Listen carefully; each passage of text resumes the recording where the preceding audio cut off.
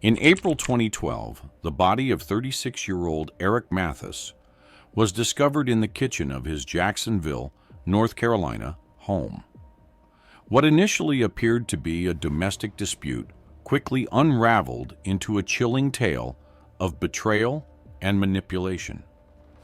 An investigation uncovered the tangled history of Eric's marriage to decorated Marine veteran Rebecca Mathis and his secret affair with co-worker Heather Crowley. In March 2012, in the quiet suburban streets near Camp Lejeune, a series of events began to unfold that would ultimately lead to murder. On April 2, 2012, at exactly 7:45 a.m., the quiet suburban neighborhood of Jacksonville, North Carolina, was disrupted by the sharp, unmistakable sound of gunshots. It wasn't the sort of neighborhood where such things happened. People here were used to the hum of lawnmowers, children laughing on their way to school, or the distant echo of Marine drills from Camp Lejeune. But this sound was different. Mrs. Lillian Parker, a retired schoolteacher who lived across the street, had been tending to her garden when she heard the shots. Alarmed, she looked up and saw something that froze her in place. Rebecca Mathis, a decorated Marine Corps veteran and a woman she'd known for years, sitting on her front porch. Rebecca was motionless, her back against the wooden railings, a cigarette lazily burning between her fingers. Her face was as still as the morning air, but the dark red stains on her hands told a story that words couldn't. Mrs. Parker hesitated before dialing 911. She glanced back toward Rebecca, hoping she was mistaken, hoping there was some other explanation. But Rebecca didn't move, didn't shout for help, didn't even look her way. It was the composure that unnerved Mrs. Parker the most, a calmness that didn't fit the chaos unfolding. When officers arrived, the scene became even more unsettling. Rebecca remained seated on the porch, her gaze fixed somewhere distant, beyond the orderly rows of suburban homes. Her hands rested limply on her knees, smeared with blood that was drying in the morning sunlight. The officers approached cautiously, but Rebecca offered no resistance. She didn't try to run, didn't even flinch when they asked her to stand. She simply rose to her feet and allowed them to lead her to their patrol car. Inside the house, the story they feared was confirmed. Eric Mathis, Rebecca's husband of nearly 8 years, lay dead near the kitchen counter. His body sprawled awkwardly, as though he had fallen mid-step. A shattered whiskey glass lay beside him, its contents pooling with his blood on the pristine white tiles. His torso bore the unmistakable signs of violence: 5 bullet wounds, each a clear mark of rage. A handgun rested a few feet away, its barrel still warm. The crime scene told a tale of fury and finality, a confrontation that had escalated with fatal consequences. Forensics began their work immediately. The house, normally tidy and welcoming, was now marked with the grim signs of investigation.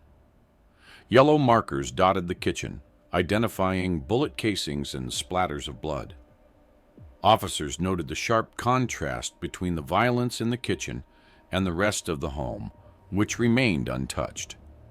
It was as if the rage that erupted there had been contained to that single moment, leaving the rest of the house frozen in time. The following day, April 3, 2012, the medical examiner's report confirmed what the officers had suspected. Eric had been shot 5 times. The entry wounds indicated close range, suggesting this was not a chaotic firefight, but something deliberate, precise. The patterns of the wounds hinted at a personal vendetta. This wasn't a random act of violence, but one driven by deep emotion. Rebecca was brought in for questioning that same afternoon. The room where she sat was sterile, cold, designed to disarm even the most hardened suspects. But Rebecca didn't appear nervous.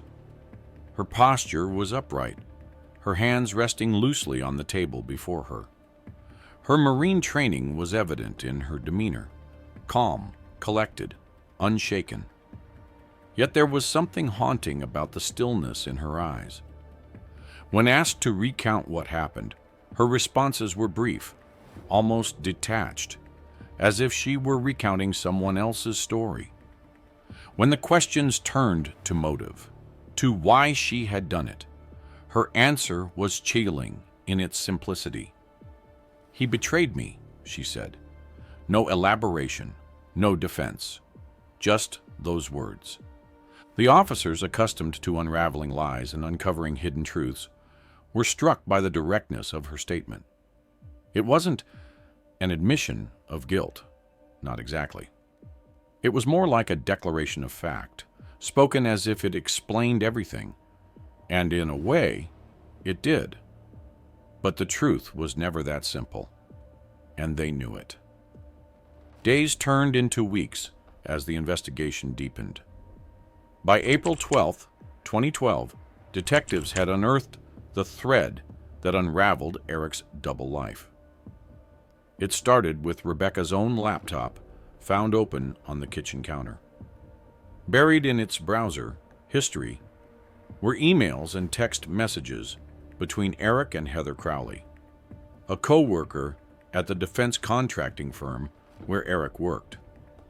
The messages were explicit, leaving no room for interpretation. They spoke of nights spent together, promises whispered in secret, and a future planned at the expense of the life Eric already had with Rebecca. Heather, a vivacious woman in her late 20s, had been Eric's escape from the rigid world he shared with his wife. Their relationship, detectives discovered, had been ongoing for months. The evidence painted a picture of Eric as a man leading two lives, one with his disciplined, decorated wife, and another with his carefree, younger lover. For Rebecca, it wasn't just the infidelity that stung, but the lies, the betrayal of the trust she had built over years of marriage. The detectives shared their findings with Rebecca's legal team, who quickly began shaping a defense. They argued that this evidence provided crucial context, that Rebecca's actions were not premeditated, but a moment of raw emotion fueled by Eric's betrayal. The prosecution, however, saw it differently. To them, the discovery of the affair was motive enough to turn Rebecca into a calculated killer. On April 12th, officers returned to the quiet neighborhood, this time with an arrest warrant. Rebecca, who had been staying at a friend's house, opened the door without hesitation.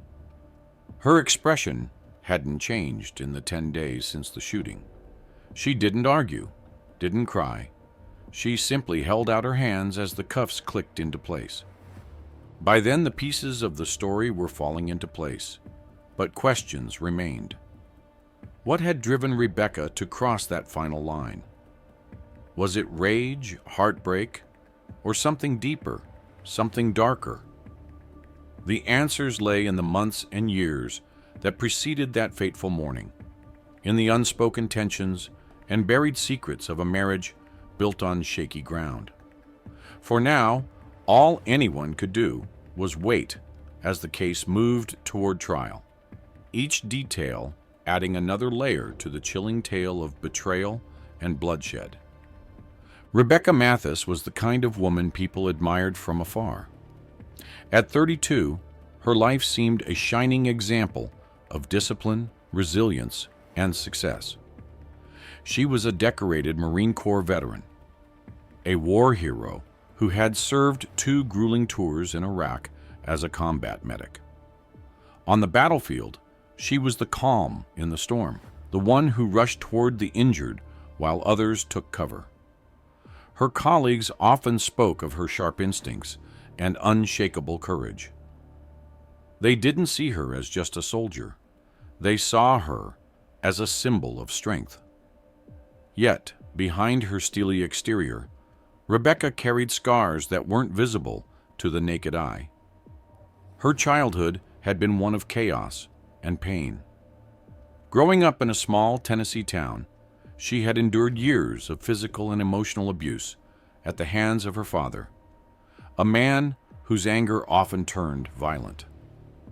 Her mother had been too afraid to leave, and Rebecca had learned early on how to protect herself and her younger brother.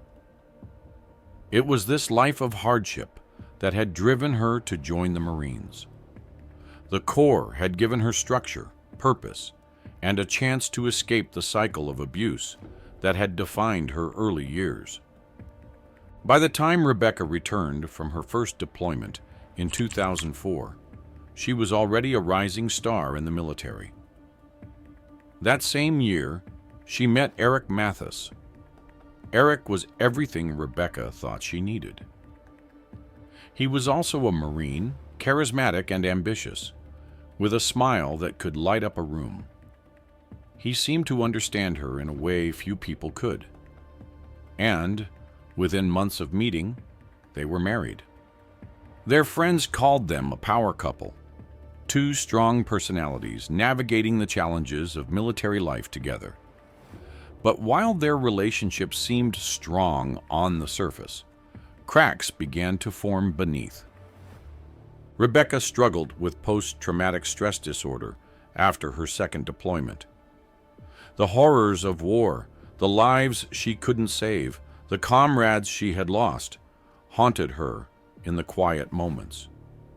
She woke up at night drenched in sweat, her mind replaying the sounds of gunfire and screams.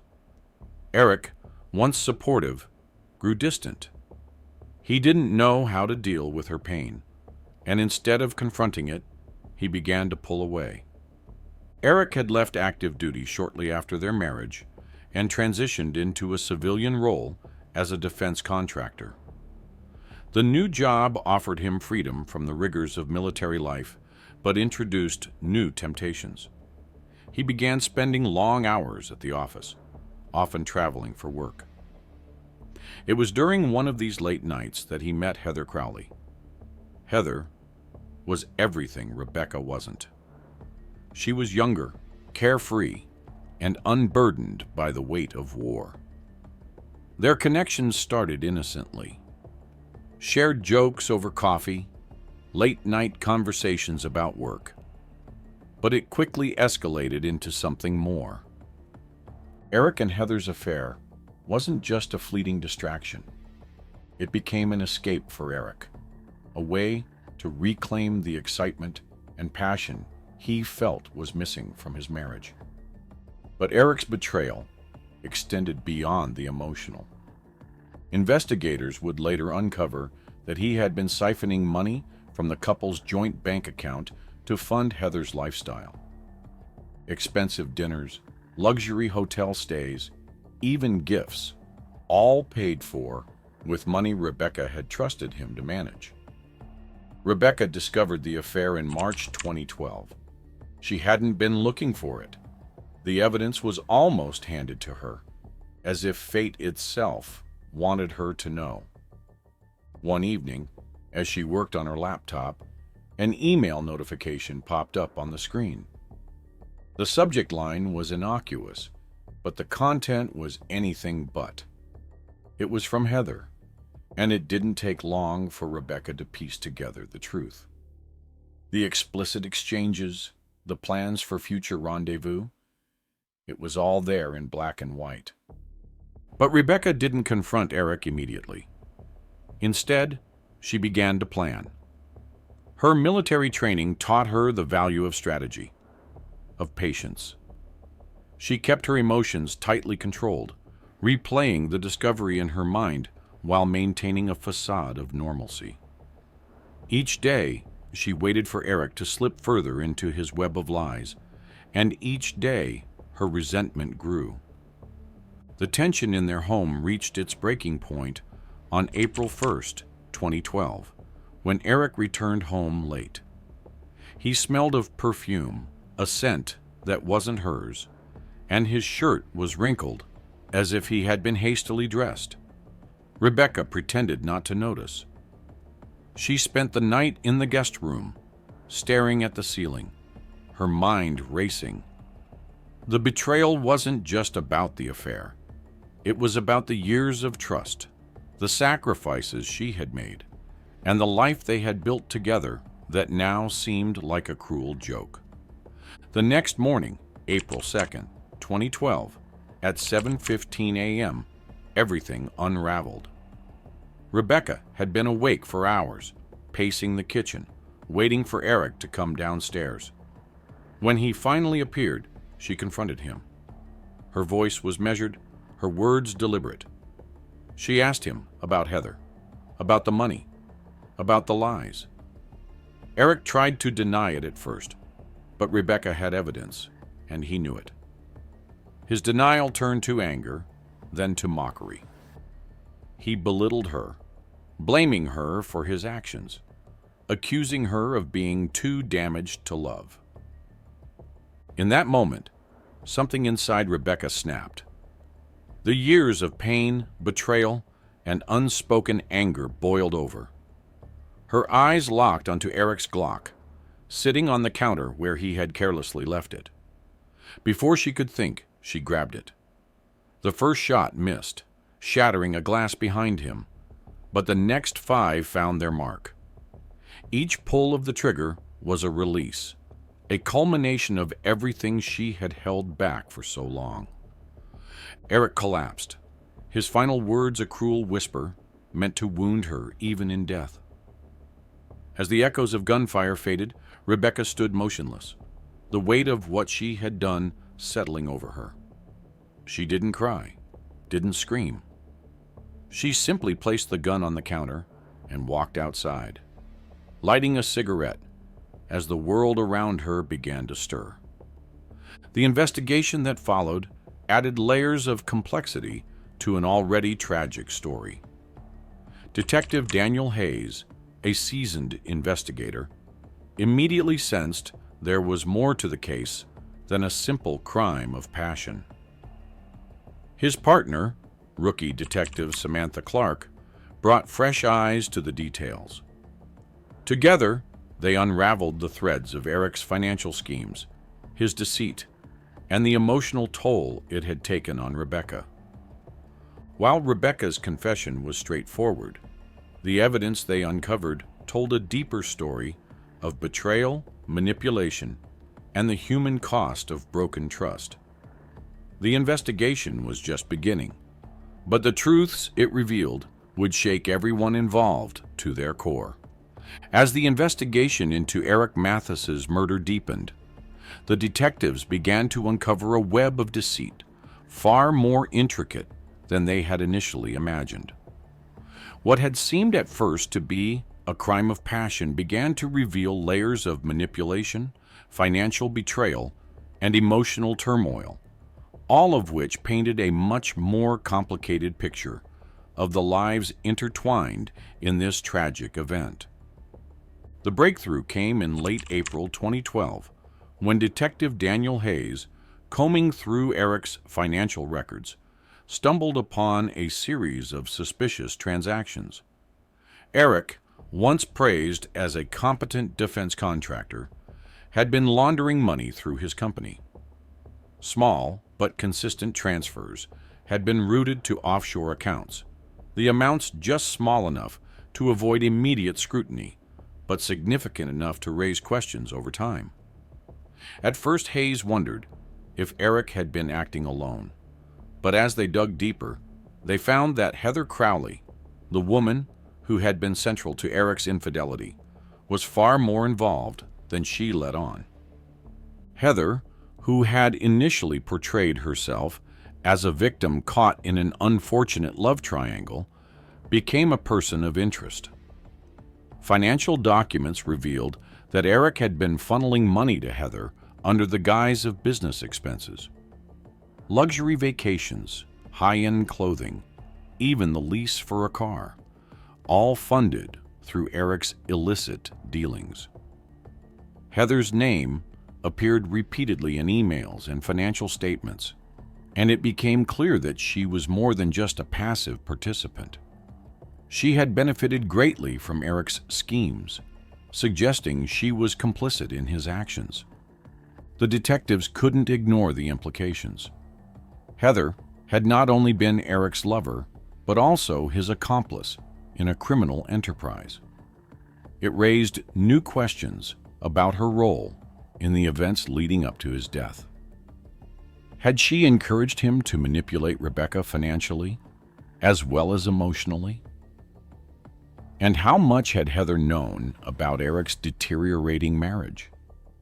Meanwhile, the investigation into Rebecca's mental state added another layer of complexity.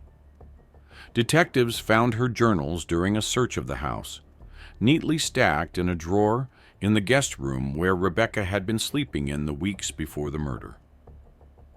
These journals were a window into her unraveling mind, revealing the depth of her emotional pain and her growing suspicion of Eric. In her entries, Rebecca wrote about the betrayal she felt after discovering Eric's affair.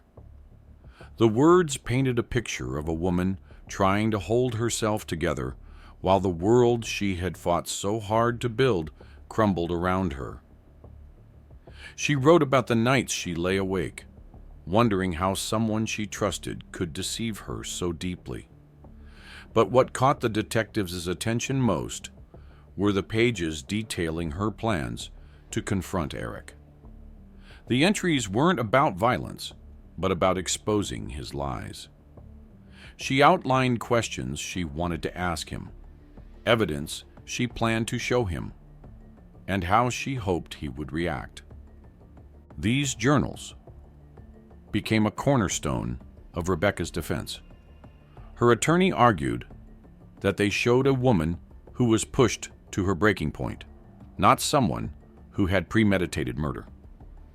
They revealed the toll that Eric's actions had taken on her mental health, exacerbating her PTSD and leaving her emotionally fragile. To the defense, the journals were evidence of a victim trying to regain control, not a calculated killer. By early May 2012, Heather's role in the case took a dramatic turn. Initially, she had presented herself as someone who had been unwittingly caught in Eric's lies, but digital evidence uncovered by the detectives painted a different picture. Text messages between Heather and Eric showed a pattern of manipulation.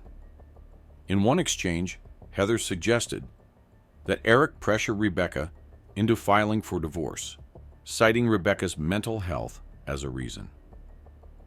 It became clear that Heather had not only been complicit in Eric's financial schemes, but had actively worked to destabilize Rebecca.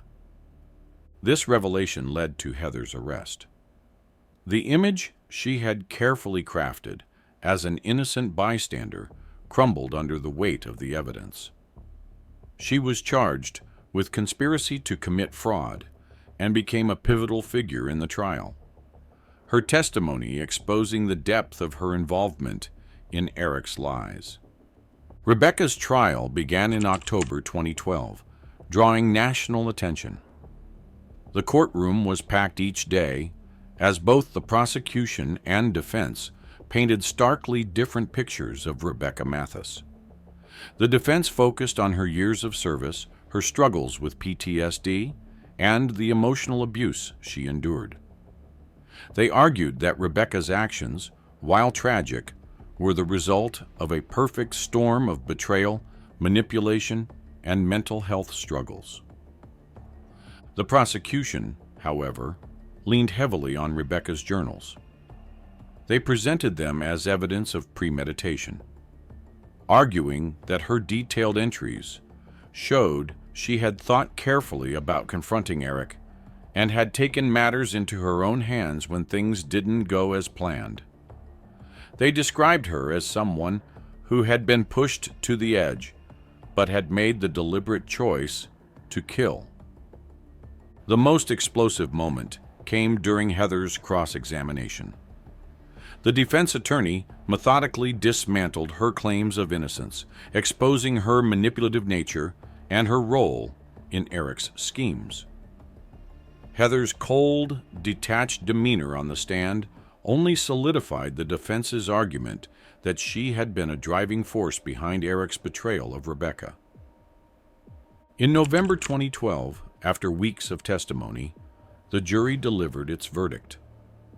Rebecca was convicted of voluntary manslaughter, a lesser charge that reflected her mental state and the emotional provocation she had endured. The sentence was 15 years in prison, with the possibility of parole after 10. Rebecca's incarceration became a national topic of debate. News outlets and talk shows dissected the case, with some viewing Rebecca as a victim of emotional and psychological abuse, while others saw her as a killer who had let her emotions dictate her actions. The discussions touched on larger societal issues: veteran reintegration, mental health, and the long-term effects of trauma. In prison, Rebecca began counseling for her PTSD and threw herself into writing. Her memoir, Duty, Deception, and Despair, published in 2014, became a bestseller. In it, she detailed her life as a Marine, her struggles with Eric's betrayal, and the moments leading up to his death. The book resonated with readers, sparking conversations about the unseen battles many veterans face when they return home. Though Rebecca's story was one of tragedy, it became a lens through which society could examine the complexities of love, trust, and betrayal. Even behind bars, her voice continued to echo, forcing people to confront uncomfortable truths about the human capacity for both love and destruction. It was a gray afternoon in 2020, nearly 8 years since the day Rebecca Mathis pulled the trigger. Inside the state correctional facility, the air was heavy and still. Rebecca sat in the visitor's room, her hands folded neatly on the table. Though she looked older, her presence still carried the quiet strength of a Marine. Across from her sat Detective Daniel Hayes, a man who had been there since the beginning of her story. Hayes had never forgotten that morning in 2012, when Rebecca Horror had waited calmly on her porch, bloodied but composed. Over the years, he had pieced together the case, uncovering the betrayal and manipulation that had driven her to the edge. Yet one question lingered, unanswered. He had come today to ask it. Their conversation started politely. Rebecca spoke about her counseling, her writing, and the progress she had made. Her memoir, Duty, Deception, and Despair, had sparked national conversations about PTSD, betrayal, and the emotional toll of war. But Hayes couldn't shake the image of her on that porch, the calmness that didn't fit a moment of blind rage. Finally, he asked the question that had haunted him for years. Rebecca's answer was simple, yet chilling. She didn't elaborate or justify her actions. Her voice was steady, leaving no doubt about what she meant. Hayes felt a chill run through him. Her words didn't provide clarity. They complicated everything. It wasn't just the betrayal or the emails. Rebecca had carried a deeper truth, one she had known long before the evidence surfaced. As Hayes walked out of the prison that day, he couldn't shake the weight of her response. Rebecca wasn't easily defined as either victim or perpetrator. Her calm acknowledgement of her actions revealed a darkness he couldn't fully grasp. Rebecca, meanwhile, returned to her routine. She wrote, shared her story, and continued her counseling. She never spoke of Hayes's visit, but her writing took on a new tone, one of acceptance.